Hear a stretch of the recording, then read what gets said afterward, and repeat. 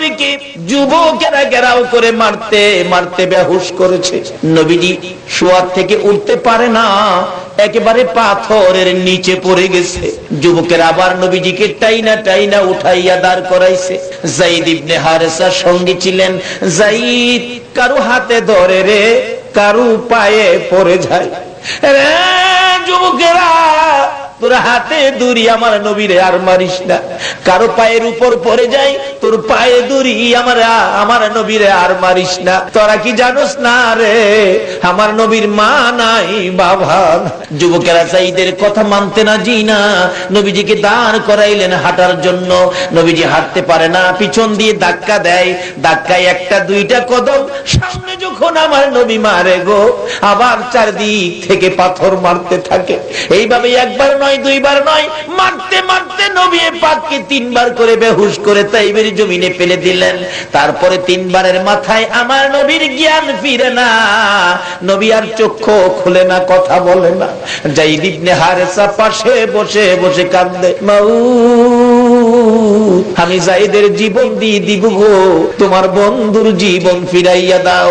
আমার নবী জ্ঞান ফিরতেছে না, জ্ঞান হারাই অবস্থায় যায়েদ ইবনে হারেসা কাঁধে লইয়া দৌড়ে যাইয়া নবীকে নিয়ে একটা নিরিবিলি জায়গায় পাথরের মধ্যে বসাইতে চাইলে আমার নবী ক্ষত বিক্ষত, শারীরিক অবস্থা দুর্বল, কষ্ট ব্যথা পাবে বলে আমার নবীকে ওই পাথরের মধ্যে বসাবেন। যায়েদ ইবনে হারেসা বলেন, আমি বসাইবার আগে আগে দেখি যে এই পাথরের মধ্যে রাসূলকে বসাইতে চাইলাম, ওই পাথর তুলার চাইতে আরো নরম হইয়া যায়। ইসলাম জেনে আসলেন, ইসলাম থেকে মনোনয়ন যা পেয়েছেন তার প্রতি পাথর পর্যন্ত ভালোবাসা দেয়। আজকে ইসলাম ওলাদেরকে দেখলে কুল মাখলুকাত দীক্ষার দেয়, ঘৃণ্য বসে। বলতেছিলাম আমার নবীর আদর্শে ফিরে আসুন। আমার নবী পাথরের উপর বসাইলেন, জ্ঞান ফিরতেছে না, ঘাড় রাখতে পারতেছে না। এমনি সময় হযরতে জিবরাইল আমার প্রভুর দরবারে আরজ করলেন, প্রভু গো, যার খাতিরে কুল কায়নাত বানাইছো, যারে তোমার মনোনীত ধর্ম ইসলাম থেকে মনোনয়ন দিয়ে দুনিয়ার জমিনে পাঠিয়েছো, এই মার কাফের বেঈমানেরা তোমার নবীকে মারলো, আল্লাহর বন্ধুকে মারলো। ও প্রভু, তোমার কি মায়া হয় না, দয়া হয় না? আমি জিবরাইল সহ্য করতে পারি না, আমাকে পাঠিয়ে দেন, অনুমতি দেন। আমি তাইবের সকল মানুষদেরকে ওই দুইটা পাহাড়ের মধ্যে ফালাইয়া আমি একেবারে চিরতরে মিসমার করে দেব। আমার আল্লাহ বলেন, জিবরাইল রে, আমার বন্ধু একবারও আমার কাছে কয় না, আমার কাছে বিচার দেয় না, এই বিচারের নির্দেশ আমি কিভাবে দেব?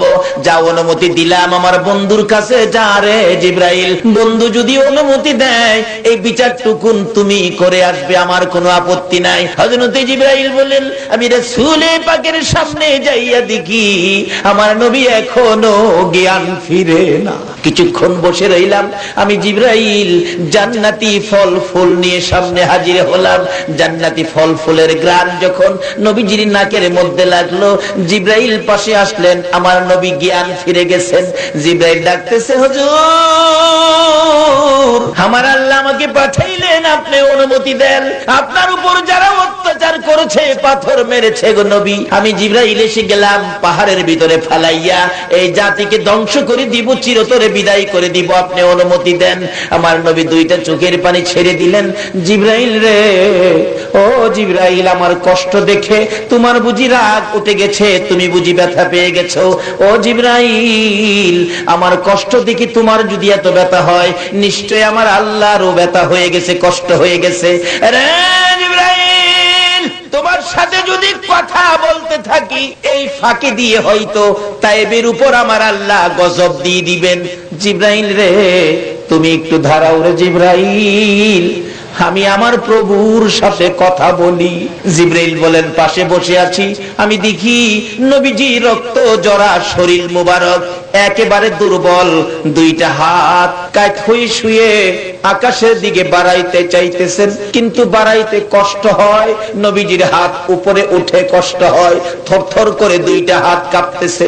দুইটা হাত উপরের দিকে বাড়াইয়া ডাকে, মাবুদ আমারে মারছে, তারা তো আমারে চিনে না, আমারে জানে না, আমারে বুঝে না। যদি তারা আমারে চিনতো, জানতো, এইভাবে মারতো না গো প্রভু।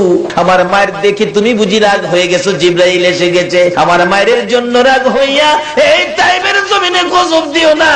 আমি রাসূল দরখাস্ত করলাম, গজব দিয়ে যদি এই তাইবের মানুষগুলো শেষ করে দাও, আমি তোমার মনোনীত ধর্মের ইসলামের দাওয়াত আমি রাসূল আমি কার কাছে পৌঁছাইবো? তারা তো চিনে না, চিনলে আমার মার। এত মার খাইলো, তারপরে নবী প্রতিশোধ নিল না। আর আমরা একটা কথা কইলে রাস্তায় বৈশা থাকি এর প্রতিশোধ নিবার লাগে। তাইলে বুঝা গেল ইসলাম চিনলাম না। আল্লাহ বলছে তোমরা পুরাপুরি ভাবে ইসলামে ঢুকো। মা হালিমাতুস সাদিয়া বলেন, শুধু এটাই নয়, আমি যখন তাইবে পৌঁছলাম, রান্না করা খাবারগুলো ওই পাতিলগুলো খালি ছিল। আমি রাহমাতাল লিল আলামিন নবীকে কুলে লইয়া ঘরের ভিতরে ঢুইকা দেখি ওই রান্নার খাবারের পাতিলগুলো খালি ছিল। প্রত্যেকটা পাতিলে রহমত বরকতের খাবারে ভরপুর হয়ে গেছে। এমনকি বাড়িতে যাইয়া দেখি যেই বকরিগুলো দুধ দিতেন না, ওই সকল বকরিগুলো দুধ দিতে শুরু করেছে। আল্লাহু আকবার। ইসলাম শান্তি, যাকে মনোনয়ন দিলেন ইনি হলেন রহমত। আজকে আমাদের অধপতন কেন? তার কারণটা কি? রূপটা কোথায়? আসুন খুঁজে বের করি। আমি আবারও আপনাদের কাছে জিজ্ঞেস করতে চাই, ইসলাম শান্তি না অশান্তি? আল্লাহ বলছে পুরাপুরি ভাবে ইসলামের মধ্যে ঢুকতেন। যদি ইসলামের মধ্যে পুরাপুরি ঢুকতে পারেন, তাহলে আপনার দাম বাড়বে না কমবে? আল্লাহ পাক কোরআন শরীফে ঈমানদারদেরকে ডেকে বলেন, ও বিশ্বাসীরা, ঈমানদাররা, তোমরা পুরাপুরি ভাবে ইসলামের মধ্যে দাখিল হও। বলুন এই ঘোষণাটা কে দিলেন? ইসলামটা কার? আল্লাহ বলেছেন, ইন্নাদ দীনা ইনদাল্লাহিল ইসলাম। ইসলাম আমি আল্লাহর মনোনীত ধর্ম। আল্লাহর মনোনীত ধর্ম একটা নয়, আল্লাহর পক্ষ থেকে আল্লাহ প্রদত্ত ধর্ম হলো মোট তিনটা। বলুন কয়টা? কোরআন শরীফে তিনটা ধর্মের কথাই পাওয়া যায়। একটা হলো ইহুদি, আরেকটা হলো নাসারা, যেটা খ্রিস্টান। আমরা হলাম মুসলমান। মোট তিনটা ধর্মের কথা কোরআন শরীফে পাওয়া যায়। কিন্তু এর মধ্যে সর্বশ্রেষ্ঠ আল্লাহর মনোনীত ধর্ম হলো ইসলাম। নিজে বলেছেন কোরআন শরীফে, ইন্নাদ দীনা ইনদাল্লাহিল ইসলাম। বলুন ইসলামটা কার মনোনীত ধর্ম? সবাই বলুন কার? এটা দুনিয়ার কারণ না তো, কোন দেশের মনোনীত না তো। ইসলামটা কার মনোনীত? তাই কোরআন শরীফে বলেছেন, ও ঈমানদাররা, তোমরা পুরাপুরি ভাবে ইসলামের মধ্যে ঢুকো। ঢুকলে কি হবে আমি আপনাদের কাছে জানতে চাই। ইসলাম শব্দের অর্থ কি? আচ্ছা, আজকে কি আমরা, বর্তমানে কি আমরা ইসলামের মধ্যে শান্তিতে আছি না অশান্তিতে আছি? তার কারণ কি? রূপটা কোথায়? ইসলাম কত শান্তি। আজকে যে ভাইয়ের ছেলেকে সুন্নাতে খাতনা করা হলো, বলুন সুন্নাতে খাতনাটা এটা কোন ধর্মের বিধান? সবাই বলুন। আজকে পত্রিকায় পাওয়া যায় আমেরিকাতে পর্যন্ত, ইহুদি খ্রিস্টানরা পর্যন্ত সন্তান হইলে সুন্নাতে খাতনা করায়। কেন? খতনা করাইলে এইডস রোগের সম্ভাবনা থাকে কম। পত্রিকায় লিখলো বিধর্মীরা পর্যন্ত মুসলমান ধর্মের, ইসলাম ধর্মের কাজ সুন্নাতে খতনা শুরু করে দিয়েছে। কেন? তারা পরীক্ষা নিরীক্ষা করে দেখছে সুন্নাতে খাতনার মধ্যে এত বরকত, শতকরা 60% এইডস রোগের সম্ভাবনা কমে যায় যদি সুন্নাতে খাতনা হয়। বলুন খাতনাটা কোন ধর্মের বিধান? ইসলাম ধর্মের। ইসলাম ধর্মের বিধান। ইসলাম শব্দের অর্থ কি? শান্তি। বিজাতিরা পর্যন্ত বুঝে ফেলেছে ইসলামের মধ্যে শান্তি, কিন্তু আজকে আমরা ইসলাম নিয়ে মুসলমান হইয়া তার মধ্যে তো শান্তি নিতে পারলাম না। ইসলাম আল্লাহর মনোনীত ধর্ম। বলুন ইসলাম কার মনোনীত? এখানে কোনো মানুষের মন, মানুষের মত, মানুষের ইচ্ছা, মানুষের পথ, মানুষের গায়ের জোর, মানুষের ব্রেনের জোর এর মধ্যে খাটানো যাবে না। এটা কার মনোনীত ধর্ম?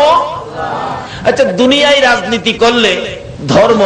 দুনিয়ায় রাজনীতি করলে রাজনীতি বিধান প্রচারের জন্য থানায় থানায় এমপি নির্বাচন হয়, আওয়ামী লীগের মনোনীত প্রার্থী, বিএনপির মনোনীত প্রার্থী, জাতীয় পার্টির মনোনীত প্রার্থী। তা আল্লাহর মনোনীত ধর্ম ইসলাম। আল্লাহ বলেন এই ইসলামকে বুঝানোর জন্য, মানুষের ঘরে ঘরে শান্তি ধর্ম ইসলাম পৌঁছে দেওয়ার জন্য আমিও মনোনয়ন দিয়েছি নবী মুহাম্মদুর রাসূলুল্লাহকে। আমার ইসলামের মধ্যে যেমন অশান্তি নাই, যাকে মনোনয়ন দিয়েছি তার মধ্যেও কোনো অশান্তি নাই। এই নবীর নাম কি? রাহমাতাল লিল আলামিন, সকলের জন্য যিনি হলেন রহমত। আল্লাহু আকবার বলো। আজকে সেই ইসলাম যে শান্তি যদি বুঝতাম, ইসলামের পক্ষ থেকে যিনি ইসলাম প্রচারের জন্য মনোনীত হয়েছেন ইনি যে রহমত, এটা যদি বুঝতাম তাহলে আমাদের মধ্যে কোনো ভেজাল, অশান্তি, মারামারি, কাটাকাটি, দলাদলি কোনো দিন আসতে পারে না। এক নম্বরে আসুন, নবীজি মনোনয়ন পেয়ে সুন্নতে খতনা, সুন্নতে খতনা এর মধ্যে বিশ্বের সকল বিজাতিরা মেনে নিলেন, এর মধ্যে শান্তি। আল্লাহু আকবার বলুন। এর মধ্যে এইডস রোগ হয় না, এরকম একটা নয়, প্রত্যেকটা কাজ। যেমন ইসলামের মধ্যে রাসূল বলেছেন তোমরা খানা শেষে আঙ্গুল চাইতে খাও, বাসক প্লেট চাইতে খাও। দেখা গেল প্লেট চাইতে আঙ্গুল চাইতে খাইলে এর মধ্যে বরকত কি? এই যে আঙ্গুল থেকে এক জাতীয় একটা লালা বাহির হয়, যখন আঙ্গুল চাইতে খাবেন লালা বাহির হয়। এই লালাটা হলো পেটের মধ্যে গেলে আপনার খাবারটা সহজে হজম হয়ে যায়। এই জন্য রাসূল বলছে চারটা খাইতেন। এখন ভদ্র সমাজ চারটা খাইতে রাজি না, অথচ ইসলামের মধ্যে কত বরকত।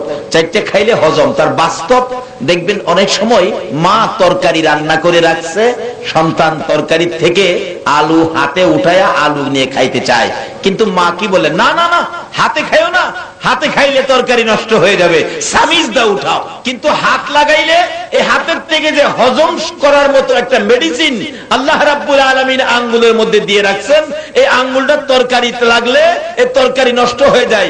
অর্থাৎ হজম করার মেডিসিন এর মধ্যে গেলে এটা নিজের ক্ষমতা থাকে না, এটা হজম হইতে শুরু করে, নষ্ট হইতে শুরু করে। জোরে জোরে বলুন সুবহানাল্লাহ। ইসলাম শান্তি। কোন দিকে যাবেন? যেই দিকে যাবেন সেই দিকে ইসলাম শান্তির পতাকা উড়িয়ে দিবে, শান্তির রাস্তা আপনাকে দেখিয়ে দিবে। তারপরেও যাকে ইসলাম শান্তি প্রচারের মনোনয়ন দিয়েছেন, বলুন আল্লাহ এই ইসলাম প্রচারের মনোনয়ন কাকে দিয়েছেন? নবী মুহাম্মদুর রাসূল। এই নবী ইসলাম শান্তি। যেদিন দুনিয়াতে আসছেন শান্তি, বরকত, রহমত কত।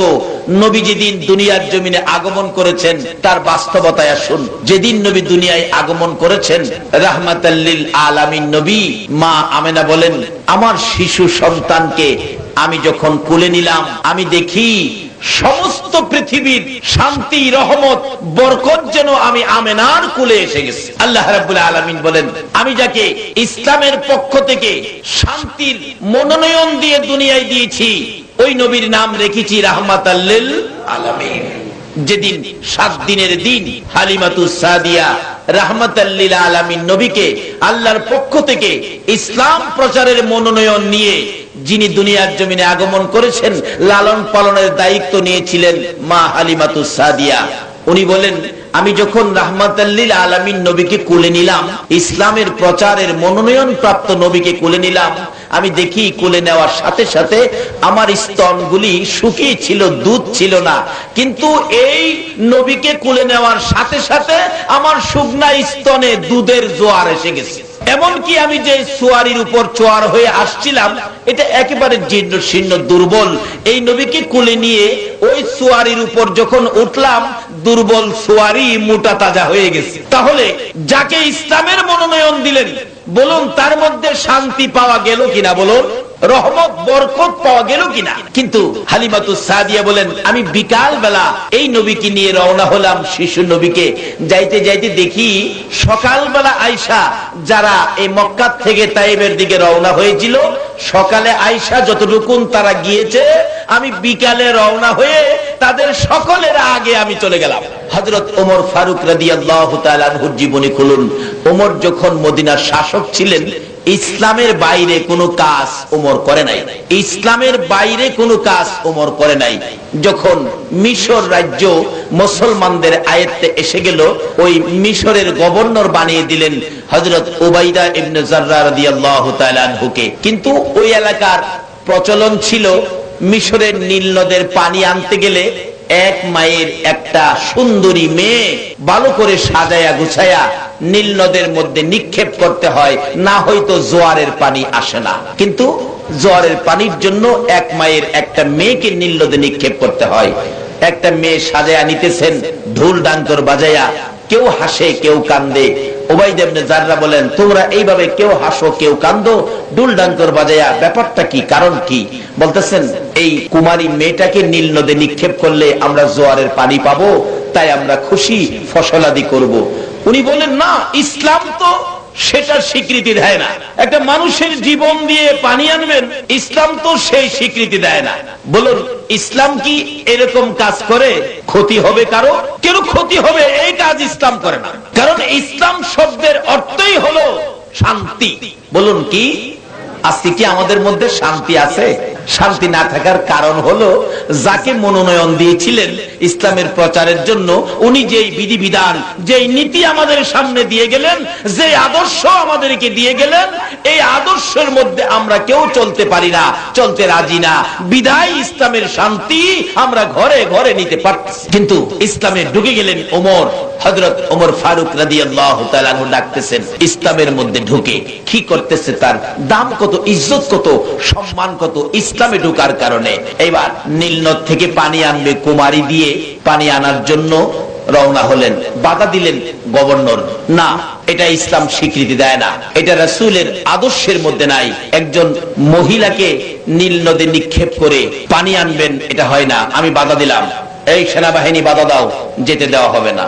এখন সব যারা মেয়েটাকে দিয়ে পানি আনতেন তারা দুঃখ করতেছেন, কি গভর্নর আসলেন, আমাদের বাপদাদার আমল থেকে যা করতাম এটা বাধা দিল। বলুন, ইসলাম কি বাপদাদার কথাই চলে নাকি আল্লাহ আল্লাহ রাসূলের কথাই চলে? বাপদাদার কথাই ইসলাম চলে না, আল্লাহ আল্লাহ রাসূলের বিধান মতো চলে। কি গভর্নর আসলে, আমরা তো পানি পাবো না। তাদেরকে বন্ধ করে দিলেন। সাথে সাথে চিঠি লিখলেন মদিনায়। ওমর তখন মদিনার শাসক, যিনি ইসলামে পুরাপুরি ভাবে দাখিল হয়েছেন, সেই উমরের কাছে চিঠি লিখলেন, গভর্নর ওমর, এখানে কুমারী দিয়ে নীল নদের পানি আনা হতো, একটা মহিলাকে নীল নদে নিক্ষেপ করে পানি আনতো, আমি তো সেটা বাধা দিলাম, কাজটা কি আমি খারাপ করলাম না ভালো করলাম? ওমর বলেন, যা করেছো ভালো করেছো। নীল নদের কত ক্ষমতা আছে, কুমারী নিয়ে পানি দিবে, দেখি পানি কুমারী ছাড়া কিভাবে আনা যায়। ওমর রাদিয়াল্লাহু তাআলা অবশেষে নীল নদের কাছে চিঠি লিখছে, ইসলামে পুরাপুরি দাখিল হলে আপনার ক্ষমতা কত হবে। নীল নদের কাছে চিঠি লিখছে ওমর, চিঠি লিখছে। চিঠির প্রথমে কি লিখলো?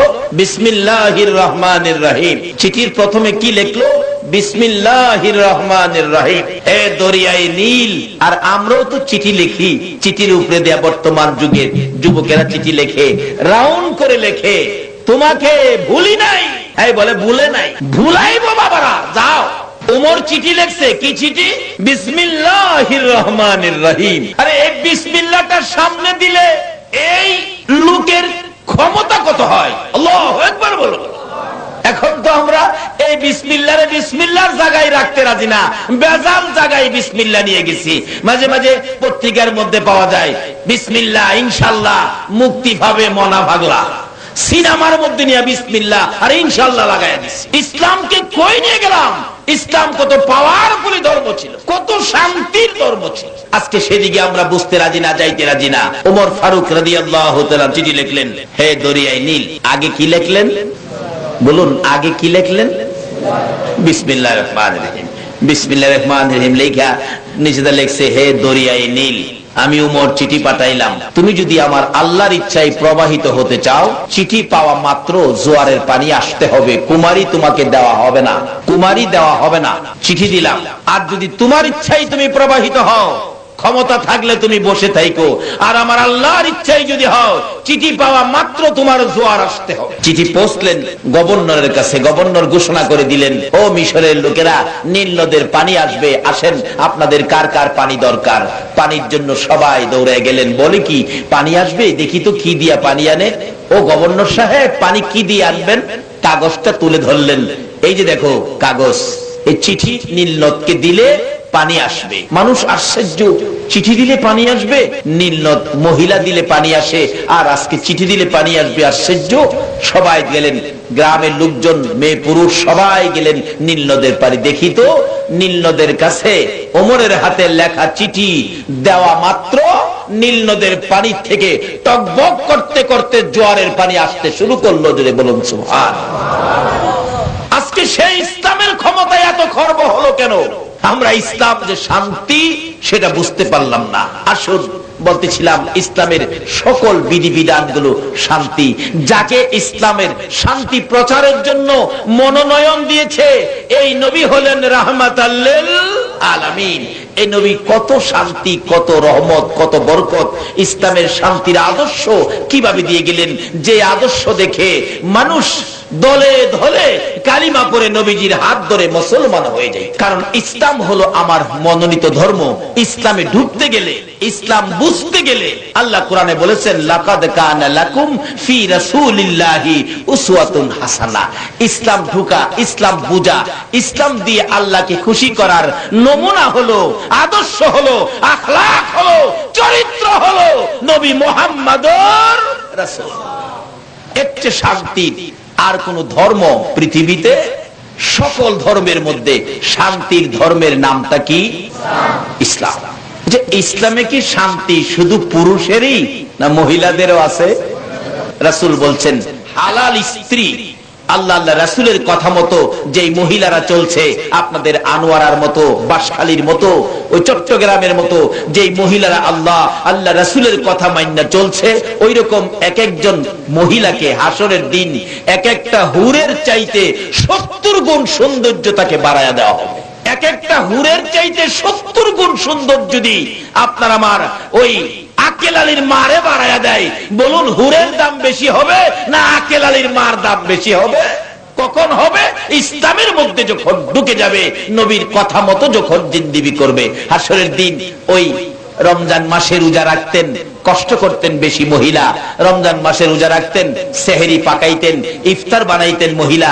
এই জন্য হাসরের দিন একজন কালো মহিলা জান্নাতি হবেন, জান্নাতে যাইতে থাকবেন। স্বামীও রোজা রাইখা জান্নাতে যাবে। স্বামী যাবে আগে, পিছে পিছে যাবে স্ত্রী। স্ত্রী ডাকবে পিছন থেকে, স্বামী গো, ও স্বামী, আমি দুনিয়াতে কালো ছিলাম বিদায় তুমি আমাকে ভালো পছন্দ করো নাই, আমার সাথে কোথাও তুমি যাও নাই কালো দেখা, আজকেও তুমি আমারে ভালাইয়া জান্নাতে যাইতেছো গা, আমারে নিয়ে যাও না। ওই স্বামী পিছন হাত দিয়া কইব, না তোমার নিতে রাজি না, শুনছি 70টা হুর বলে বেহেশতে পাবো, সুন্দরী হুর, কাজী তোমার নিতে রাজি না। ওই বিবি বলবেন, স্বামী একটু ছায়া দেহ না আমার দিকে, একটু ছায়া দেহ। চাইতো না, 70 বছর তোমার সংসার করলাম, আমার দিকে একটু মায়া নাই, একবার চায়া দেহ। ওই স্বামী পিছনে চাইবো, যখন 70 বছরের কথা কইব, চায়া দেখবো একটা উদিত সূর্যের মতো লাল দেখা যায়। বিবি তুমি কি আকেল আলীর মা? আমি ওই তো, তুমি না কালো আছিলা, আজকে যে সুন্দর হয়ে গেছো। স্বামী গো, তুমি কি শুনো নাই আমার রাসূল বলেছে, ইসলাম থেকে আমার আল্লাহ যাকে মনোনয়ন দিয়েছে ওই নবী বলেছে, হাসরের ময়দানে আল্লাহ আল্লাহ রাসূলের বিধান মতো যেই মহিলারা চলছে তাদেরকে এক একটা হুরের চাইতে 70 গুণ সুন্দর বাড়ায়া দেওয়া হবে। আজকে হাসরের ময়দানে এই প্রথম পুরস্কারটা আমি পেয়ে গেছি। জোরে বলুন সুবহানাল্লাহ। বলুন, যেই নবী মহিলাদের পক্ষে এই আলোচনা করতে যাচ্ছেন, মহিলারা এই নবীর পক্ষে আসা দরকার আছে কিনা? কেন আসবেন না? আনোয়ারার মা বোনেরা শুনুন, এমন একটা সময় ছিল পৃথিবীর জমিনে, ইসলাম যখন আসে নাই, ইসলাম যখন এই জগতে ঘরে ঘরে পৌঁছে নাই, তখন মক্কা নগরীতে আইন ছিল, মেয়ে যদি জন্ম হইতো ওই বংশের লোক মেয়ের বাবা কলঙ্ক মনে করত। মেয়ে জন্ম হওয়ার সাথে সাথে মেয়েকে গলায় টিপে মেরে মাটির নিচে দাফন করে দিত। কোন কোন জালিম লোকেরা ওই জীবিত অবস্থায় মেয়ে সন্তানকে মাটির নিচে দাফন করে দিয়ে দিত। কেন? মেয়ে হইলে তারা কলঙ্ক মনে করত, সংসারের মধ্যে অশান্তি মনে করত, কলঙ্ক মনে করত। মা বোনেরা, তোমরা ইসলামের মধ্যে পুরাপুরি ভাবে ঢুকো। যেদিন ইসলামের মনোনীত হইয়া রাহমাতাল লিল আলামিন নবী দুনিয়ার জমিনে আসছে, তখন থেকে এই বিধান বন্ধ হয়ে গেছে। আল্লাহু আকবার বলো। মহিলারা আগে আসা দরকার। মেয়ে হইলে গলায় টিপে মারতো, গলায় ছুরি দিয়ে কাটতো, না হয় জীবিত অবস্থায় মাটির নিচে দাফন করে দিত। যার মধ্য থেকে দাহিয়া কালবির জীবনীতে পাওয়া যায়, দাহিয়া কালবি 70 থেকে 72টা কন্যা শিশু বাচ্চাকে জীবিত অবস্থায় মাটির নিচে দাফন করে দিয়েছে। জল্লাদের ভূমিকা নিয়েছে। এলাকার লোকজন আসতেন মেয়ে হইলেই দাহিয়া কালবির কাছে, দাহিয়া কালবি মেয়েটাকে দাফন করে দাও। শিশু বাচ্চাটাকে, মেয়েটাকে মাটির নিচে দাফন করে দিত। আর মেয়ে হইলেই এলাকা কলঙ্ক মনে করত, দুর্বল মনে করত, বংশের কলঙ্ক মনে করত, লজ্জা মনে করত। মেয়ের বাবারা মেয়েদেরকে মাটির নিচে দাফন করে দিত। বলুন, এই আইন যদি এখনো থাকতো তাহলে কি একটা মেয়ে আমরা কি পাইতাম? মা বোনেরা, একটা মেয়েও দুনিয়ায় থাকতে পারতো না। কিন্তু আল্লাহর মনোনীত ধর্ম ইসলাম, ইসলাম অর্থ শান্তি। ওই শান্তি ধর্মের পক্ষ থেকে যিনি মনোনয়ন পেয়ে দুনিয়ার জমিনে আসেন, যার নাম রহমত, যার যিনি ছিলেন বরকত, নবী মুহাম্মদুর রাসূলুল্লাহ সাল্লাল্লাহু আলাইহি সাল্লাম দুনিয়ার জমিনে আগমন করে এই আইন বন্ধ করে দিয়েছে। ঘোষণা দিয়েছে, না না, মেয়ে হইলে আর দাফন করা যাবে না। যার একটা মেয়ে হবে সে বেহেশতি হবে, যার দুইটা মেয়ে হবে সে বেহেশতি হবে, যার তিনটা মেয়ে হবে সেও বেহেশতি হবে। তিনটা মেয়ের অধিক যার বেশি মেয়ে হয়ে যাবে। বেশি মেয়ের বাবা বলে, তোমরা মেয়ের বাবাকে ধাক্কা দিও না, গালি দিও না। এই গালি, এই ধাক্কা আমি রাসূলের গায়ে এসে লাগবে। মেয়ের বাবা হইলে রাসূলের গায়ে, মেয়ের বাবা বেশি মেয়ের বাবা হইলে ধাক্কা দিবেন, এই ধাক্কা রাসূলের গায়ে যায় লাগবে। আচ্ছা, রাসূলের গায়ে ধাক্কা দিলে রাসূল খুশি হবে না বেজার হবে? অথচ রাসূল বলছে, যার তিনটা মেয়ে সে হবে আমি রাসূলের সাথে বেহেশতি। জোরে কোন সুবহানাল্লাহ। ও মা বোনেরা, তোমাদের উপর যেদিন বিপদ ছিল, এদিন ইসলাম নিয়ে, শান্তি নিয়ে, আল্লাহর পক্ষ থেকে শান্তির মনোনয়ন পেয়ে ওই রাহমাতাল লিল আলামিন তোমাদেরকে দুনিয়ার জমিনে বাঁচাইছে। আল্লাহু আকবার বলুন। দাহিয়া কালবি বলেন, আমি 72টা মেয়ে জীবিত কবর দিলাম। শেষ মেয়েটা ছিল আমি দাহিয়া কালবির নিজের আপন সন্তান। আমার বিবির পেটে যখন বাচ্চা ছিল, বিবির পেটে বাচ্চা, আমি ব্যবসার উদ্দেশ্যে বাহিরে চলে যাব। বিবিকে বলে গিয়েছে, বিবি তোর পেটে বাচ্চা, যদি ছেলে হয় তাহলে রাইখা দিস, আর যদি মেয়ে হয় শেষ করে দিস, জব কইরা দাফন করে দিস, মেয়ে কিন্তু রাখিস না। কিন্তু দাহিয়া কালবি তো চলে গেলেন। আল্লাহর কুদরত বোঝা যায় না। সন্তান হলো মেয়ে, কিন্তু মেয়েটা এত সুন্দর, সুন্দরের জন্য মা দরদি ওই মেয়ের নাম রাখলেন জামিলা। জামিলা শব্দের অর্থই হলো সুন্দর। এত সুন্দর দরদি মা, কারণ মাদের মায়া বেশি, দরদ বেশি। বাচ্চাটাকে আর মারতে পারলেন না, এত সুন্দর, একেবারে হুবহুব বাবার চেহারা। দাহিয়া কালবি নিজেও খুব সুন্দর ছিলেন। কি সুন্দর দাহিয়া কালবির বাবার চেহারার মতো। মেয়েটা দেখে মা তাকে দাফন করলেন না, জীবিত অবস্থায় মারলেন না, দাফন করলেন না, গলায় সুইও দিলেন না, রেখে দিলেন। ওই মেয়েটাকে আস্তে আস্তে বড় হইতে থাকলো। তার বাবা কয়েক বছর পর যখন দাহিয়া কালবি বাড়িতে আসলেন, বাড়িতে আসার পর ওই মেয়ের মা বলতেছেন, দাহিয়া কালবির বিবি বলতেছেন, ও জামিলা, যিনি আসতেছেন ইনি তোমার বাবা। মেয়েরা সাধারণত বাবারে মায়া বেশি করে না কম করে বলুন? একটু বেশি করে। দৌড়ায় গেছে, বাবা, বাবা গো, তুমি এতদিন কই ছিলা বাবা? আমি তোমাকে দেখি নাই, তোমাকে দেখার জন্য আমার কত আশা, কত ইচ্ছা। বাবার গলায় ধরে দুই গালে চুমাইতেছে, বাবার মুখের গাম মুছে দিতেছে। মেয়েটা বাবা জিগায়, মেয়েটা কার? স্বামী, মেয়েটা তোমার। তুমি যে মারলি না, কেমনে মারবো? মেয়েটা কত সুন্দর, তোমার চেহারা, কাজে আমার মায়া হলো, আমি মারলাম না। দাহিয়া কালবি বলেন, মারছো না, আমারে কলঙ্কিনী বানাইতা? ঠিক আছে, জামিলার মা, তোমার জামিলাকে ভালো করে গোসল দিয়ে কাপড় পরাইয়া দাও, আমি তোমার জামিলাকে নিয়ে বেড়াইতে যাব। দাহিয়া কালবি বললেন। মা খুশি হয়ে গেলেন। মেয়েটা বাবা বাবা বলে ডাকার কারণে বুঝি আমার মেয়ের প্রতি মেয়ের বাবার মায়া হয়ে গেছে। ও মা বোনেরা, তোমাদের কত বিপদ ছিল, এই নবী দুনিয়ায় আগমন করার পর, ইসলাম পৃথিবীতে আসার পর তোমাদের জন্য শান্তির ফায়সালা হয়ে গেছে। দাহিয়া কালবি বলতেছেন, গোসল করাইয়া কাপড় পরাইয়া সাজাইয়া দাও, আমি আমার ওই মেয়েকে নিয়ে বেড়াইতে যাইব। যাওয়ার আগে, রওনা হওয়ার আগে নিষ্ঠুর দাহিয়া কালবি একটা কোদাল, একটা টুকরি লইয়া ওই পাহাড়ের কিনারে যাইয়া রেখে আসলেন। মেয়ের মা গোসল দিতেছে, গোসল শেষে জামা কাপড় পরাইতেছে। মেয়েটা মার দিকে তাকাইয়া দুইটা চোখের পানি জর্জর করে ছাড়তেছে। মা ডাকে, মেয়েরে, এইভাবে আমার দিকে তাকিয়াছো, ব্যাপার বুঝি না, আমার দিকে তাকাইলে রে জামিলা, কেন জানি আমার কলিজায় আগুন জ্বলতে থাকে। বলুন, সন্তানের উপর যদি কোনো বিপদ চেপে যায়, এই বিপদের খবর আগে জানে কে? মার মনে সাক্ষী দিতেছে, আমার জামিলার উপর নিশ্চয়ই কোনো বিপদ। জামা কাপড় গায়ে দিলে জামিলা চোখের পানি ছেড়ে ছেড়ে কান্দে। মার চোখে পানি দেখে মার দিকে তাকাইয়া চোখের পানি ছেড়ে ছেড়ে কান্দে। মা বলেন, জামিলা রে, কেন এইভাবে কান্দো?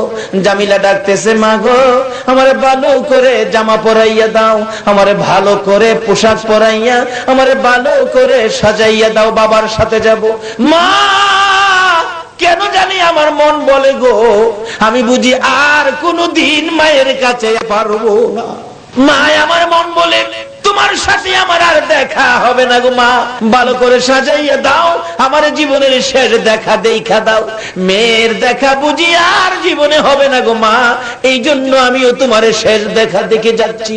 মা আদর করে দুই গালে চুমাইয়া টাইনা টাইনা কোলে লইয়া জামা কাপড় পরাইয়া বাবার সাথে দিয়ে দিলেন, যাও তোমার বাবার সাথে। যায় জামিলা, একটু যাইয়া পিছে মায়ের দিকে চাই, চোখের পানি ছেড়ে দেয়। মা, মা গো, বিদায় দাও গো, আর দেখা হবে। নিষ্ঠুর দাহিয়া কালবি যাইতে যাইতে ওই পাহাড়ের গুহায়, পাহাড়ের চিপায় নিরিবিলি জায়গায় ওই টুকরি দিয়ে, কোদাল দিয়ে গর্ত করতেছে। মেয়েটা বারবার জিগাই, বাবা গো, এই গর্ত কেন করো? তুমি না আমাকে নিয়ে বেড়াইতে যাইবা? দাহিয়া কালবি বলেন, দাঁড়াও, যাব, আরো কিছুক্ষণ দেরি হবে। গর্ত করতেছে, করতে করতে বুক পরিমাণ গর্ত হয়ে গেলে দাহিয়া কালবি ডাকতেছে, ও জামিলা, দেখে যাও কত সুন্দর গর্ত করেছি। বাবার ডাকে সন্তান যাবে, বই কিসের? ওই দাহিয়া কালবি মেয়েকে ডাক দিলে জামিলা বাবার ডাকে দৌড়াইয়া কিনারে গেলে, ঘাড়ে ধরে টান দিয়ে গর্তের ভিতরে ফালাইয়া বুকের উপর পাড়া দিয়ে বড় বড় পাথরগুলো চাপা দিতেছে। জামিলা নিচের থেকে ডাকতেছে, বাবা গো, ও বাবা, আমার মাইরো না, তোমার বাবা, তোমার পরিচয় আমি কারো কাছে দিব না, তোমার মেয়ে হইয়া পরিচয় দিলে তোমার যদি কলঙ্ক হয় গো বাবা, কথা দিলাম, যেই দেশের মানুষ দাহিয়া কালবি চিনে না, সেই দেশে আমি চলে যাব, তবু আমার মায়েরও না গো বাবা, আমি আমার মায়ের কাছে যাইতে চাই, আমার মায়েরও না। তোমার যদি আমার দেখতে কষ্ট হয়, আমার মায়ের কাছে পৌঁছাইয়া দাও। নিষ্ঠুর দাহিয়া কালবি কোনো কিছু মানলেন না, বুকের উপর পাড়া দিয়ে পাথরের কণাগুলো টেনে টেনে দিতেছেন। দিতে দিতে মাটির নিচে পড়ে গেছে, মাটি ফাঁক হইয়া একটা ডাক বেরিয়ে আইছে, বাবা গো, আমার মায়েরও না। আরে মা বোনেরা, ইসলাম যদি এই দেশে না আসতো, এইভাবে তোমাদেরকেও বুকের উপর পাড়া দিয়ে, পাথর দিয়ে, পাথরের কণা দিয়ে দাফন করা হতো। আজকে সেই ইসলাম পাইয়া ইসলামের মধ্যে পুরাপুরি ভাবে ঢুকলা না, নবীর আদর্শে আদর্শিত হইলা না, উপায় থাকবে না, এই অবস্থায় কবরে যায়ও না। মেয়েটা কাঁদতেছে, বাবা গো, আমার মায়েরও না। অপরাধ তো কিছুই না, অপরাধ শুধু মেয়ে হইয়া কেন জন্ম নিল, কিন্তু এই মেয়ে হইয়া জন্ম নিলে মরতে হবে, এটা কোনো বিধান না, কোনো আইন না। আগেকার দিনের আইন ছিল, আগেকার ধর্মের মধ্যে এই সমস্ত জাই ঝামেলা ছিল। যেদিন ইসলাম পৃথিবীতে এসেছে, এই সমস্ত জাই দায় ঝামেলা ইসলাম দূর করে দিয়েছে। সকলে বলুন আলহামদুলিল্লাহ। কিন্তু দাহিয়া কালবি বলেন, আমি 70 থেকে 72টা কন্যাকে জীবিত দাফন করলাম, কিন্তু আমার মনে ব্যথা হলো না। এই মেয়েটাকে দাফন করার পর বাবা বাবা বাবা বলে ডাকছে, কবরে বুকের উপর পাড়া দিয়ে দাফন করলাম, মাটি ফাইটা বাবা গো আমারে মাইরো না, এই ডাকটা আমার কলিজা মানাইতে পারতেছি না। কানতে কানতে বাড়িতে গেছে, বিবি জিগাই কান্দকে, আমার জামিলা কোথায়? দাহিয়া কালবি কান্দে, বিবি গো তোমার জামিলাকে দাফন করে দিয়েছি। মা কান্দে, এত নিষ্ঠুর কেমনে হইলা গো, আমার এত সুন্দর মেয়েটাকে কেমনে দাফন করে দিলা? দাহিয়া কালবি বলেন, আমি এতদিনে বুঝেছি কাজটা ভালো করি নাই। মেয়েটা আমারে বাবা বাবা কইয়া ডাকছে, শেষ ডাকটা শুনেছি গো বিবি, আমারে মাটির ভিতর থেকে ডাক মারছে, বাবা গো আমারে মাইরো না, যেখানে দাহিয়া কালবির চিনে না আমি সেই দেশে চলে যাব। বিবি গো এই ডাকটা আমার কলিজার মধ্যে এখনো লাগতেছে, আমি সহ্য করতে পারি না। এই অপরাধ করলাম, এই অপরাধের ক্ষমার কি আমি পাবো? দৌড়াইয়া চলে গেলেন। শান্তির ধর্ম ইসলাম, ওই ইসলামের ধর্ম থেকে মনোনয়ন পেয়েছেন যিনি, ওই দয়ার নবী মায়ার নবীর দরবারে চলে গেছেন। আল্লাহু আকবার বলো। যে নবী যেখানে শুয়েছে এই জায়গাটা জান্নাতের বাগান হয়েছে। বলুন সোনার মদিনায় জান্নাতের বাগান আছে কিনা? আপনারা কি সেই নবীর জান্নাতের বাগানে যাইতে রাজি আছেন? বাবারে এই নবী যে মদিনায় ঘুমাইছে, নবীজির রওজা পাকের এক মুষ্টি মাটির দাম আল্লাহর আরশের চাইতে বেশি। জোরে বলুন সুবহানাল্লাহ। আজকে সে নবীর কথার মর্যাদা নাই। দুনিয়ার মানুষ ইসলামের মধ্যে পুরাপুরি দাখিল হওয়ার জন্য আল্লাহর মনোনীত ধর্ম ইসলামের পক্ষে মনোনয়ন দিয়েছে নবী মুহাম্মদুর রাসূলুল্লাহকে। বলুন আমরা এই নবীর পক্ষে যাওয়া দরকার আছে কিনা? যদি যাইতে পারেন অবস্থা কি হবে? সুন্দর ব্যাপার। দাহিয়া কালবি এবার বুঝে ফেলেছে, অন্যায় করেছি, অপরাধ করেছি, বিপদ আমার উপর আসবে, আমি কাজটা ভালো করি নাই, আমি অন্যায়কারী অপরাধী হয়ে গেছি। এই বিপদ থেকে বাঁচার জন্য ওই ইসলামের ছায়া তলে আশ্রয় নিলেন দাহিয়া কালবি। আমার আপনার নবীজির কাছে হাজির হয়ে কাঁদতেছে, ইয়া রাসূলুল্লাহ জীবনে ভুল করেছি, অপরাধ করেছি, অন্যায় করেছি, এই ক্ষমা কি আমি পাবো? কি ভুল করেছো, কি অন্যায় করেছো নবী গো? আমি 70 থেকে 72টা মেয়ে সন্তান জীবিত কবর দিয়েছি, কিন্তু একটা মেয়ের জন্য মায়া হয়েছে, মেয়েটা বড় হয়ে গিয়েছিল। কবরে যখন মাটি দিয়ে চাপা দেয়, মাটির ভিতর থেকে ডাক আসছে, বাবা গো আমার মাইরো না হুজুর। এই ডাকে আমার কলিজা কাঁপতেছে, এখনো আমার মায়া লাগতেছে। এই অপরাধের ক্ষমা কি আমি রাসূল আমি কি পাবো? আল্লাহর রাসূল আমারে বলে দেন এই ক্ষমা আমি পাবো কিনা। আমার নবী বলেন, রে দাহিয়া কালবি আয় আমার পাশে আয়, আমার হাতের সাথে হাত লাগাইয়া একবার খালি পড়ো কালিমা লা ইলাহা ইল্লাল্লাহু মুহাম্মাদুর রাসূল। তোমাকে সব অপরাধ আমার আল্লাহ ক্ষমা করে দিয়েছে, কিন্তু ইসলামে ঢোকার পরে এই অপরাধ আর তুমি করতে পারবে না। আজকে মুসলমানদের আদর্শ দেখে, আচার আচরণ দেখে, স্বভাব চরিত্র দেখে লক্ষ লক্ষ মানুষ মুসলমান হয়ে গেলেন, কোটি কোটি মানুষ মুসলমান হয়ে গেলেন। আল্লাহর ওলিদের আদর্শ দেখে, আল্লাহর ওলিদের আচার আচরণ দেখে লক্ষ লক্ষ বিজাতিরা কালিমা পড়ে মুসলমান হয়ে গেলেন। আসুন, আমাদের ধর্ম ইসলাম, ইসলাম শব্দের অর্থ হলো শান্তি, কিন্তু আজকে সেই শান্তি আমাদের মধ্যে নাই। তার কারণ হলো এই ইসলামের পক্ষ থেকে, শান্তির পক্ষ থেকে যাকে মনোনয়ন দেওয়া হয়েছিল, এই নবী হলো রহমতের নবী, বরকতের নবী। এই নবীর আদর্শ আমাদের কাছে নাই, এই নবীর আদর্শ মেয়েদের কাছে নাই, এই নবীর আদর্শ আমাদের কাছে নাই। এক যুদ্ধে হযরত আলী হলেন যুদ্ধের সেনাপতি। কাফেরদের সাথে যুদ্ধ হইতেছে। যারা নবীর দুশমন, আল্লাহর দুশমন, তারা হলো কাফের। কাফেরদের সাথে যুদ্ধ চলছে, একটানা 3 দিন পর্যন্ত যুদ্ধ চললো, কেউ কাউরে হারাইতে পারে না। পরামর্শ বসলেন মুসলমানেরা। পরামর্শের মধ্যে একজন বলতেছেন হযরত আলীর দিকে লক্ষ্য করে, আলী আমাদের মধ্যে সুন্নতের আমল ত্রুটি হইতেছে, সুন্নতের আমল ত্রুটি হইতেছে, বিদায় আমরা যুদ্ধে বিজয়ী হইতে পারতেছি না। বলে কোন আমলটা ত্রুটি? আমরা তো দাঁত মাজতেছি না, দাঁত মাজা সুন্নতে রাসূল, দাঁত মাজতে হবে। তো তোমরা তাইলে কাজ করো, আজকে শেষ রাত্রে উঠে আগে সকলে দাঁত মাজবা। সৈন্যরা উঠে, মুসলমান সৈন্যরা ঘুম থেকে উঠে গাছের ডাল ভেঙে ভেঙে দাঁত মাজতেছে গাছের ডাল দিয়া। কাফেরদের পক্ষ থেকে গুপ্তচোর গেল, গুপ্তচোর মুসলমান কি করে দেখতে গেছে, যায়া দেখে ডাল ভাঙ্গা দাঁতে গসাইতেছে। কাফেররা কাফের সেনাপতির কাছে খবর পৌঁছে দিলেন, সেনাপতি আজকের অবস্থা ভালো নয়, মুসলমানদের যে আচার আচরণ দেখছি আজকে বুঝি আর তরবারি দিয়া যুদ্ধ করবে না, যেভাবে দাঁত গসাইতেছে মনে হয় যেন আমরা কামড়াই আজকে খায়া ফেলাই। এই খবর পাইয়া সকালবেলা ওইটা দেখে সকল কাফের সৈন্য ময়দান ছাইরা চলে গেছে। একটা সুন্নতের আমল দিয়ে মুসলমানদের বিজয় হয়ে গেল। সবাই বলুন সুবহানাল্লাহ, নারে তাকবীর, নারে রিসালাত।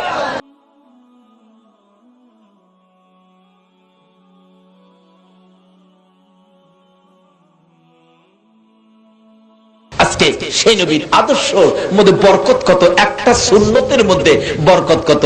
যেই ঘরে নবী আছে, নবীর প্রেম আছে, এই ঘরে রহমত আছে, এই ঘরে বরকত আছে। যেই ঘরে নবী নাই, নবীর প্রেম নাই, এই ঘরে রহমত নাই, এই ঘরে বরকত নাই। আসুন ইসলামে পুরাপুরি ভাবে আমাদের ঢুকতে হবে। ইসলামে পুরাপুরি ঢুকতে পারলে আপনার আমার পুরস্কার কি আসবে সেটাই যাব, আর সেটাই হবে আমার শেষ কথা। কারণ এই এলাকায় বহু ওয়াজ করেছি, কাজেই আজকে আর বেশি সময় আপনাদেরকে কষ্ট দেব না, এটাই হবে আমার শেষ কথা। বাবারা ভাইয়েরা, আসুন আমাদের ভাগ্য ভালো, আমরা ধর্ম পেয়েছি ইসলাম, নবী পেয়েছি শ্রেষ্ঠ। বলুন আমাদের নবী শ্রেষ্ঠ নবী না ছোট নবী? সকল নবীর সেরা নবী। নবী পেয়েছি শ্রেষ্ঠ, ধর্ম পেয়েছি শ্রেষ্ঠ, কিতাব পেয়েছি শ্রেষ্ঠ, সব দিক দিয়ে আমরা হলাম শ্রেষ্ঠ। কিন্তু বর্তমান সমাজের মধ্যে আমরা কি শ্রেষ্ঠ না ঘৃণিত? তার কারণ কি? শ্রেষ্ঠ কিতাব আমরা পেয়েছি, শ্রেষ্ঠ নবী আমরা পেয়েছি, শ্রেষ্ঠ ধর্ম আমরা পেয়েছি। তাই বলছিলাম পৃথিবীতে ধর্ম আল্লাহর পক্ষ থেকে আসলেন তিনটা। একটা হলো ইহুদি, আরেকটা হলো খ্রিস্টান, আরেকটা হলো মুসলমান। বলুন এই তিন ধর্মের মধ্যে কোনটার পাওয়ার বেশি? সকলে বলুন কোনটার পাওয়ার বেশি? একবার গাউসে পাকের জীবনীতে পাওয়া যায়, এক খ্রিস্টান লোক আর এক মুসলমান লোক, দুইজন দুই ধর্মের। এরকম হিন্দু আর মুসলমান একসাথে বন্ধুত্ব আছে না? খ্রিস্টান আর মুসলমান দুইজন দুই ধর্মের যাইতেছে রাস্তায় হাইটা, কথাই কথাই খ্রিস্টান কয় আমার ধর্ম বেশি ক্ষমতাবান, আর মুসলমান কয় আমার ধর্ম বেশি ক্ষমতাবান। আচ্ছা আসলে আপনারা কোন ক্ষমতা কার বেশি? ক্ষমতা কি খ্রিস্টান ধর্মের বেশি না ইসলাম ধর্মের বেশি? তার বাস্তবতায় আসুন, দুইজন তো বলতেছেন মুসলমান বেটা আবার বেশি পয়েন্ট জানে না, বেশি কিছু জানে না। কিন্তু অহন্ত লোকেরা ওয়াজ শুনে, তখন যেই সময় ঘটনা গাউসে পাকের জীবনীতে, কিন্তু তখন তো এরকম ওয়াজ নসিহতের সিস্টেম ছিল না। মুসলমান লোকটা একটু মূর্খ, জানে কম, কিন্তু খ্রিস্টান লোকটা খুব জ্ঞানী, আর জ্ঞানী তো হবেই। এখনো দেখেন খ্রিস্টানদের বই পুস্তক পাওয়া যায়, 1 টাকা দিলে একটা বই বানাইতে খরচ হয়েছে 100, আপনারে দিবে 1 টাকায়। তারা এই বই পুস্তক নিজের রোজগারের পয়সা দিয়ে বানায়া মানুষের হাতে দেয় খ্রিস্টান ধর্মে নেওয়ার জন্য। আর আমরা মুসলমান মোটামুটি টাকা লইয়া 2 তালা করলে 3 তালা, 3 তালা করলে 5 তালা, উপর থেকে নিচে সাইকে কি করে দেয়, কিন্তু কাউরে ধর্মে আনবো এই চিন্তা করতে রাজি না।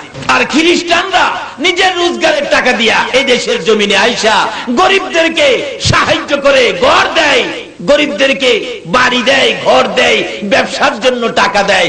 আর মুসলমান টাকা লইয়া 60 তালা বই দেয়। যাই হোক, এদিকে আজকে যাব না, আমি সংক্ষেপ করে আনতেছি। এবার দুই বেচারা রাস্তা যায় আর কথা কয়। খ্রিস্টান লোকটা বলতেছে আমাদের খ্রিস্টান ধর্ম এত পাওয়ারফুলি, কারণ আমাদের যে নবী ছিলেন ঈসা নবী, উনি মৃত মানুষ জীবিত করতে পারত, কুম বিইজনিল্লাহ এই কথা দিয়া মৃত মানুষ জীবিত করে ফেলছে। মুসলমান বেটা কয় না না না, আমাদের মুসলমান ধর্মের পাওয়ার বেশি। কইতে আমাদের নবী তো মৃত মানুষ জীবিত করতে পারছে, তোমার নবী কি মৃত মানুষ জীবিত করতে পারছে? পারলে দেখাও। কিন্তু মুসলমান লোকটা আমার নবী সম্পর্কে বেশি একটা জানে না। আর জানবই কেমনে? যেই যুগে পড়ছি, নবীর গুণগান বেশি করে কইতে গেলে এক কিসিমের বাইরে আছে ফতোয়া দিব, এইটা বেদাত, এইটা বেদাত। সারা পৃথিবীর ইতিহাস, উপন্যাস, গান বাজনা, নাচ গান, কত কিছু চলছে, এগুলি বেদাত হয় না। নবী পাকের শান ও মান মুসলমানদের হাতে তুলে দিবে, এখানে ফতোয়া আসে বেদাত। সে জানবো কোত্থেকে? বয়ে মাহফিল হয়ে যায় না। হ্যাঁ, গায়ের জুড়ে ধাক্কাইতেছে আমরা নবী ক্ষমতা বেশি, পারে বেশি, আমরা নবীর দাম বেশি। খ্রিস্টান বেটা কইতে তোমরা নবী কি মৃত মানুষ জীবিত করতে পারছে? পারলে দেখাও। কিন্তু হ্যাঁ তো আর জানে না। এইভাবে কথা কাটাকাটির মধ্যে রাস্তা দিয়ে যাইতেছে, এমন পর্যায়ে চলে গেছে মুসলমান লোকটা স্বীকার করবে আমরা নবীর পাওয়ার নাই, মুসলমান ধর্মের পাওয়ার নাই। খালি এই কথাটা স্বীকার করবে, এমনি সময় পিছে দা গাউসে পাক ডাক দিলেন, কিরে বাবারা তোমরা কি নিয়ে তকরা তকরি করো? দুজন ফিসে চাইছে, ছায়া দেহে গাউসে পাক। আল্লাহু আকবার বলুন, বলুন। গাউসে পাকের মতো একজন ওলি যদি কোন মুসলমানদের পক্ষে থাকে, হের কি পরাজয় হবে না বিজয় হবে? কারণ ইসলাম পরাজয়ের ধর্ম নয়, ইসলাম হলো বিজয়ের ধর্ম। আচ্ছা, গাউসে পাক যখন পিছনতে বলছে বাবারা তোমরা কি নিয়ে তকরা তকরি করো, দুজন পিছনে চাইছে, ছায়া দেহে গাউসে পাক। বলুন মুসলমানের পাওয়ার বাড়ছে না কমছে? তাহলে বোঝা গেল একজন হক্কানি ওলি যদি কারো পক্ষে থাকে তাইলে হের পাওয়ার কমে না, বরঞ্চ কি আরো এমনি তো লাগে। মুসলমান লোক তিনটা লাভ মাইরা কয় অহন কও, কি কইবা অহন কও কও। খ্রিস্টান বেটার গলা শুকায় গেছে, কথা আসে না। বাবা কি বলতেছিলা তোমরা? মুসলমানটা কয় হুজুর হ্যাঁ কয় হেরার ধর্মের বলে দাম বেশি, পাওয়ার বেশি, ঈসা নবীর বলে ক্ষমতা বেশি, মৃত মানুষ জীবিত করছে। হুজুর আমরা নবী কি মৃত মানুষ জীবিত করতে পারছে না? আমরা মুসলমান ধর্মের দাম বেশি না? গাউসে পাক কহ দাম তো বেশি, মৃত মানুষ জীবিত করতে পারছে। হ্যাঁ কি তুমি যে কইছিলা জিগাও, ওহন জিগাও। হ্যাঁ গাউসে পাক কয় বাবা কি বলছো? হুজুর আমি বলছি আমাদের নবী ঈসা নবী কুম বিইজনিল্লাহ বলে মৃত মানুষ জীবিত করতে পারছে। হুজুর আপনাদের নবী আখিরি নবী কি মৃত মানুষ জীবিত করতে পারছে? বলুন পারছে কি না পারছে? গাউসে পাক কি জানে না? গাউসে পাক বলতেছেন বাবারে তোমাদের নবী তো পারছে, আমাদের নবী পারছে কিনা শোনো একটা ঘটনা। গাউসে পাক অহন ওয়াজ করতেছে, শোনো। একদিন 200 খ্রিস্টান আমাদের নবীর কাছে যাইতেছিল মুসলমান হওয়ার জন্য। রাস্তার মধ্যে আবু জাহেল দেখতেছে 200 লোক, জিজ্ঞেস করে কই যাও? আখিরি নবীর কাছে মুসলমান হব, মুসলমান হব, সেই জন্য যাইতেছি। আচ্ছা 200 লোক নবীর পক্ষে গেলে আবু জাহেলের কাছে কি ভালো লাগবো? আবু জাহেল কই সর্বনাশ রে, বাতিজার পক্ষে যাইতেছে গা। এই ওয়াজ করতেছে গাউসে পাক এই দুইজনের সামনে, একজন মুসলমান আর একজন খ্রিস্টান। গাউসে পাক বলে 200 লোক যাইতেছে। আবু জাহেল জিগায় তোমরা মুসলমান হও ভালো কথা, কিন্তু মুসলমান হওয়ার আগে আমার ভাতিজা মোহাম্মদকে তোমরা প্রশ্ন করবে, প্রশ্ন কইরা জবাব দিতে পারলে মুসলমান হইও। এই ওয়াজটা করতেছে গাউসে পাক দুইজনের সামনে। তারপরে আবু জাহেল এই কথা বললে খ্রিস্টানরা কয় চাচা আপনি প্রশ্ন ভালো জানেন, আপনিই লন আমরা সাথে। আবু জাহেল কয় এটাই তো আমি চাইছিলাম। আসলে আবু জাহেল আমরা নবীরে দেখলেই খালি প্রশ্ন করত, খালি প্রশ্ন, খালি প্রশ্ন। আবু জাহেল সাথে গেছে 200 খ্রিস্টান সহ, যায়া নবীজির বাড়িতে উঠছে। উঠার পরে ডাকতেছে ভাতিজা বাড়িতে আসো? জি চাচা। 200 লোক আইছে তোমার কাছে মুসলমান হইতো। চাচা এই তো ভালো কথা, তবে তাদের তো একটা প্রশ্ন। কি প্রশ্নটা? হলো ঈসা নবী মৃত মানুষ জীবিত করতে পারছে, তুমি কি ভাতিজা মৃত মানুষ জীবিত করতে পারো? আবু জাহেল প্রশ্ন করলো। আর এই ওয়াজটা দুইজনের শুনাইতাছে কে? গাউসে পাক। দুইজনে খুব শুনতেছে। তুমি কি মৃত মানুষ জীবিত করতে পারো? আচ্ছা বলুন আমাদের নবী কি মৃত মানুষ জীবিত করতে পারবে? আর ঈসা নবীর বুজুর্গি মৃত মানুষ জীবিত করে, আর আমাদের নবী মৃত মানুষ শুধু নয় মৃত গাছ পর্যন্ত জীবিত করে দিয়েছে। গাছের থেকে মানুষের মতো কথা পর্যন্ত বাহির করে দিয়েছে। জোরে বলুন সুবহানাল্লাহ। ঈসা নবী তো মৃত মানুষ জীবিত করছে। মানুষ তো জীবিত হইতে পারে, কথা বলতে পারে। যে গাছ মৃত গাছ জীবিত করে গাছের থেকে রাসূল কথা পর্যন্ত বাহির করতে পারে, আর তার ধারণা আমরা নবী পারে না। এবার ডাকতেছে, নবীজি ডাহে, চাচা কোন কবর থেকে জীবিত করতাম দেখায় দেন তো, কোন কবর থেকে? আবু জাহেল কয়, এমন এক কবর নিয়ে যামু যেখানে মানুষ দূরের কথা হাড্ডিও নাই। মুসা নবীর আমলের এক পুরানা কবর, ইহুদি ধর্মের পুরানা কবর, ইহুদি ধর্মের কবরস্থানের পাশে গিয়ে এক কবরের কাছে গিয়ে কয়, ভাতিজা এই কবরটার থেকে একটা মানুষ জীবিত করো তো। আবু জাহেলের ধারণা কবরে কিচ্ছু নাই, হাড্ডিও মাটির সাথে মিশে গেছে, ভাতিজা তো কিছুই পারবে না। আচ্ছা আপনাদের ধারণা কি, পারবো কিনা নবী?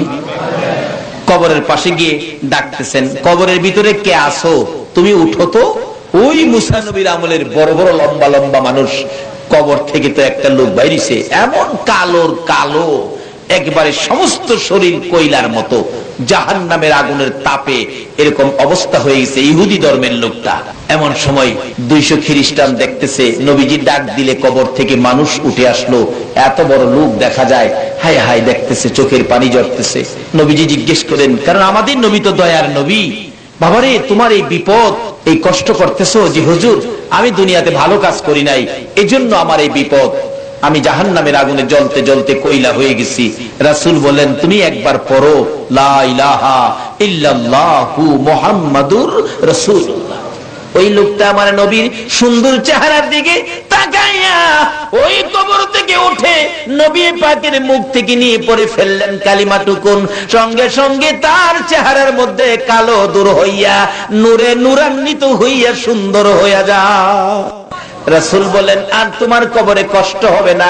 ইহুদি ধর্মের মুসা নবীর আমলের ওই কবরস্থানের লোককে আমার নবী উঠাইয়া জান্নাতি বানাইয়া কবরে শোয়াইয়া দিল। আজকে সেই নবীর উম্মত হইয়া যদি আমরা জান্নাতি না হতে পারি, নবীওয়ালা না হতে পারি, নবীর আদর্শে আদর্শবান না হতে পারি, তার চেয়ে বড় দুর্ভাগ্যের আর কিছুই হবে না। শুয়ে গেলেন, ঘুমাও বাবা, এখন শান্তিতে ঘুমাও। 200 খ্রিস্টান ওয়াজ করতেছেন গাউসে পাক। আবু জাহেল কয়, বাতিজা বুঝলাম না। হ্যাঁ জাগা, আবু জাহেল জাগা। 200 খ্রিস্টান কয়, চাচা আপনি যাইতে পারেন, আমরা যাব না। আমার নবীর হাত ধরে 200 খ্রিস্টান কালিমা পড়ে মুসলমান হইয়া যায়। গাউসে পাক এই ওয়াজ শুনাইলে মুসলমান কয়, কি আমরা নবীরে বলে পারে না, ওহন কি আরো জিগাও, কি জিগাইবা? গাউসে পাক বলতেছেন, বাবা শুনো, ঈসা নবী তো মৃত মানুষ জীবিত করেছে, আমার নবীও জীবিত করেছে। শোনো, আমি আব্দুল কাদির তো নবী না, আমি হলাম আখিরি নবীর উম্মত। আমারে বলো কোন কবর থেকে মানুষ জীবিত করতাম, আমি উম্মত, নবী না। তাইলে ইসলাম ধর্মে যায়া আমরার পাওয়ার বাড়ছে না কমছে? যে ইসলাম ওয়ালা ব্যক্তি ওমর ফারুক হাতের চিঠি দিলে নীলনদ থেকে পানি চলে আসে, বলুন পৃথিবীতে এমন কোন ধর্মের ব্যক্তি আছে কিনা চিঠি দিয়া পানি আনতে পারবে? শুধুমাত্র যারা ইসলামের মধ্যে দাখিল হয়েছে তাদের পক্ষে সম্ভব।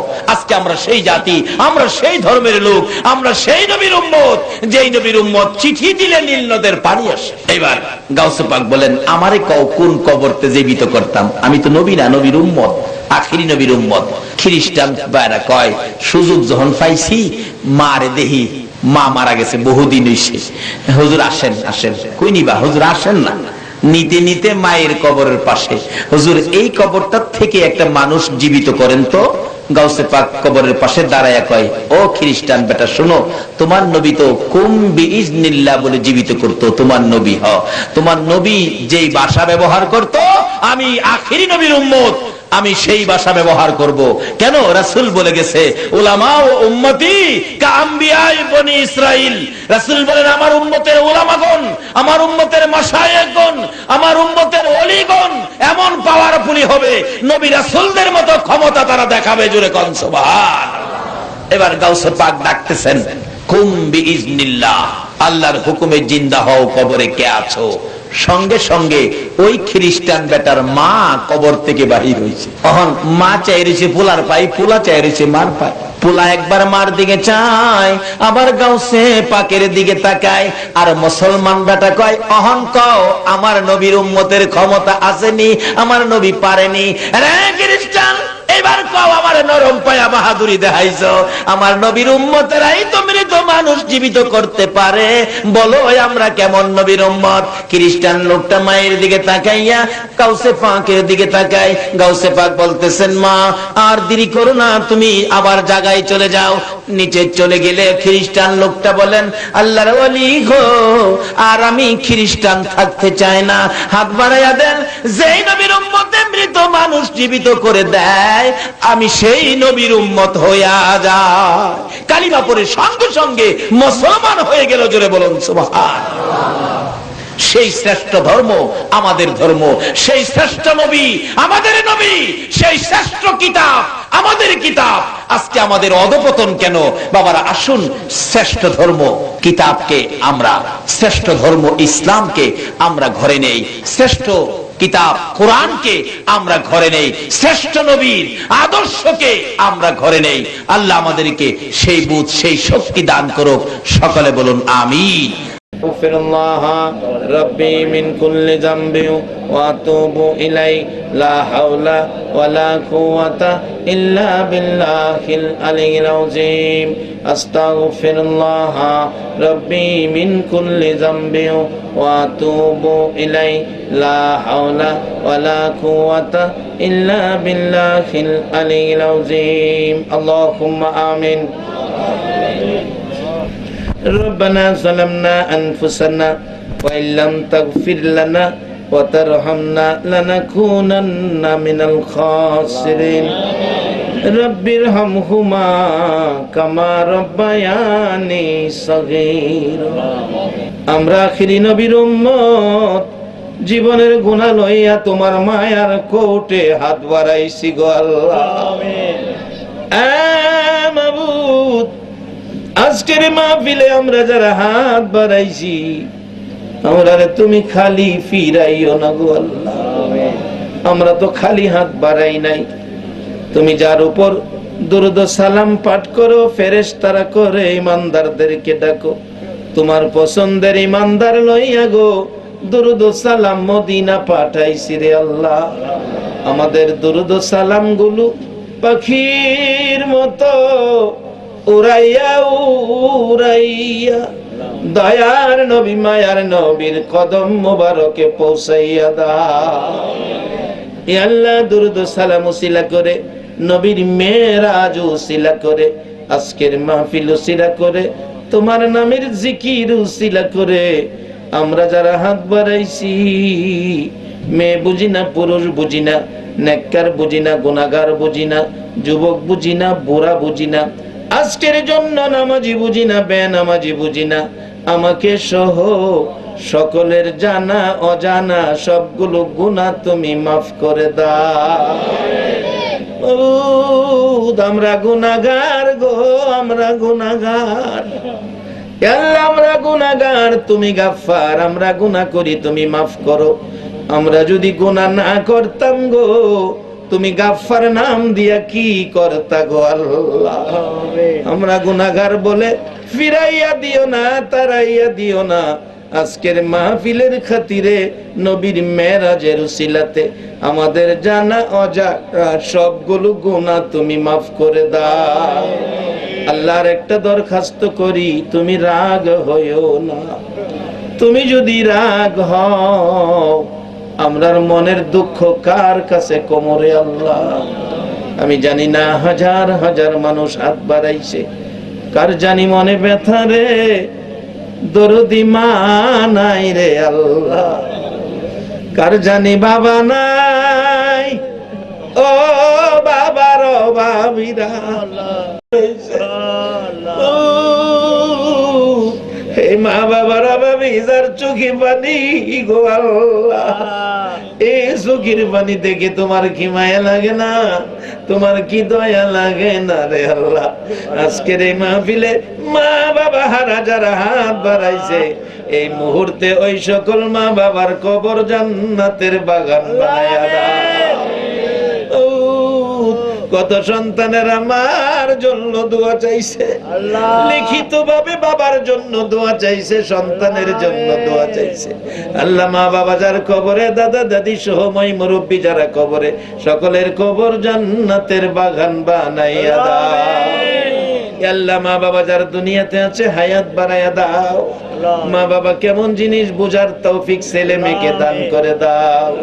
দাদা দাদি নানা নানি শ্বশুর শাশুড়ি আলী আওলাদ বংশধর চট্টগ্রামের জমিনের নিচে আল্লাহ আমার মায়ার নবীর উম্মত সরিষা পরিমাণ ঈমান লইয়া যারা ঘুমাইছে রে আল্লাহ, সকলের কবর রজব মাসের বরকতে জান্নাতের বাগান বানাইয়া দাও।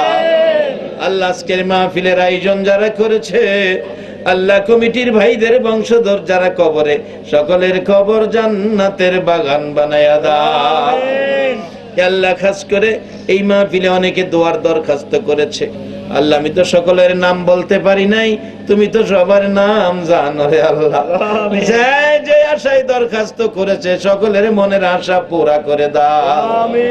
যারা বিমারির জন্য দোয়ার দরখাস্ত করেছে, আল্লাহ সকল বিমারিকে তোমার কুদরতি চিকিৎসা দ্বারা শেফা করে দাও। আল্লাহ যারা দুনিয়ায় নাই, কবরে জান্নাতের শান্তি দান করে দাও। যারা দুনিয়াতে আছে নেক হায়াত বাড়াইয়া দাও।